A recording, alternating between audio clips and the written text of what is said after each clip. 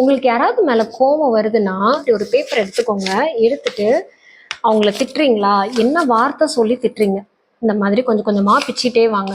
திட்டி தீத்துறணும் அப்படின்னு சொல்லிட்டு நீங்கள் அவங்க மேலே அந்த அளவுக்கு ஒரு எரிச்சல், கோவம், இரிட்டேட்டிங், நீங்கள் எவ்வளோக்கு எவ்வளோ அவங்க மேலே கோவம் வருதோ அவ்வளோக்கு அவ்வளோ இந்த மாதிரி குட்டி குட்டியாக நீங்கள் என்னென்ன வேர்ட்ஸில் சொல்லி திட்ட போகிறீங்க, என்ன மாதிரியெல்லாம் அவங்கள பேச போகிறீங்க அப்படின்னு சொல்லிட்டு இப்படி கிழிச்சிட்டே வாங்க.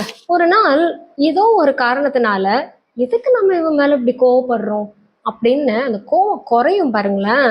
அப்போ இந்த பேப்பரை எடுத்து இப்படி பார்த்தீங்கன்னா உங்களுக்கே தெரிஞ்சிருக்கும் அந்த கோவம் அவங்க மனசை எந்த அளவுக்கு காயப்படுத்திருக்கு. இப்போ சொல்லுங்க, நீங்க இவ்வளோ கோவப்பட்டு கிழிச்சிங்களே, அவங்க மனசு இந்த மாதிரி ஆயிடுச்சு. இப்போ இந்த துண்டுகளை வச்சு இதை அடைக்க முடியுமா? இதை சரி பண்ண முடியுமா? முடியாதுல்ல. அப்படியே இந்த கோவத்தை தூக்கி போட்டுட்டு நிம்மதியாக வாழுங்க. அதுதான் உங்கள் மனசுக்கும் நீங்கள் காயப்படுத்தின மனசுக்கும் நல்ல ஒரு தீர்வாக இருக்கும்.